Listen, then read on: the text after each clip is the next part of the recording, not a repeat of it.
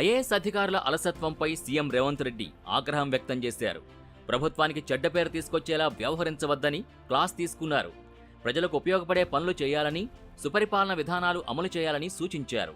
అన్ని విభాగాల కార్యదర్శులతో సమావేశమైన సీఎం కీలక ఆదేశాలు జారీ చేశారు. విధిగా కలెక్టర్లు కూడా క్షేత్ర పర్యటనకు వెళ్లేలా చూడాలన్నారు సీఎం. ఆస్పత్రులు, అంగన్వాడీ కేంద్రాలు, పాఠశాలలు, ప్రభుత్వ సేవలందించే అన్ని విభాగాల్ని అప్పుడప్పుడు విజిట్ చేయాలని ఆదేశించారు.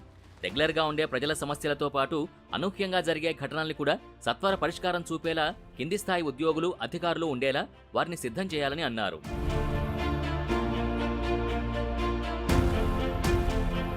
తెలంగాణని దేశంలో ఆదర్శ రాష్ట్రంగా తీర్చిదిద్దాల్సిన బాధ్యత అధికారులపైనే ఉందని గుర్తు చేశారు. శాఖల పనితీరును మెరుగుపరచడం కోసం అవసరమైన ప్రక్షాళన చేసుకోవాలన్నది సీఎం ఆలోచన.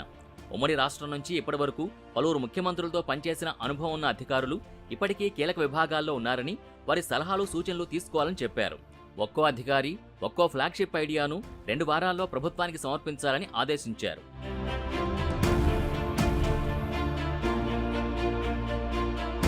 అధికారులందరూ ఏకతాటిపై పనిచేస్తేనే ప్రభుత్వానికి మంచి పేరొస్తుందన్నారు సీఎం రేవంత్ రెడ్డి. సచివాలయం నుంచి క్షేత్రస్థాయి వరకు అందరూ తమ విభాగాలపై పట్టు సాధించాలని చెప్పారు. కాంగ్రెస్ ప్రభుత్వం అధికారంలోకి వచ్చిన తొలి 100 రోజుల్లోనే ప్రజలకిచ్చిన మాట ప్రకారం 6 గ్యారంటీల్లో 5ంటిని అమలు చేసిందని చెప్పారు. తర్వాత 100 రోజులు ఎన్నికల కోడ్ కారణంగా ప్రభుత్వ కార్యక్రమాలు, పనులు నిలిచిపోయాయని, ఇకపై అధికారులు విధిగా పరిపాలనపైనే దృష్టి సారించాలని ఆదేశించారు. ప్రజలకు సుపరిపాలన అందించేందుకు అధికారులు క్రమశిక్షణ పాటించాలని, సమయపాలన పాటించాలని అన్నారు. ప్రతిరోజు టైం ప్రకారం సెక్రటేరియట్లో అందుబాటులో ఉండాలని కోరారు. కేవలం ఆఫీసులకి పరిమితం కాకుండా తమ విభాగం పనితీరుని పర్యవేక్షించేందుకు వారానికి ఒక రోజు విధిగా జిల్లాలకు క్షేత్ర పర్యటనకు వెళ్లాలని ఆదేశించారు. నెలకోసారి అన్ని జిల్లాల ఉన్నతాధికారులతో సమావేశం ఏర్పాటు చేసుకుని పనుల పురోగతిని తెలుసుకోవాలని సూచించారు. వ్యక్తుల ఇష్టాయిష్టాలతో తమ ప్రభుత్వానికి సంబంధం లేదని ముఖ్యమంత్రి తేల్చి చెప్పారు.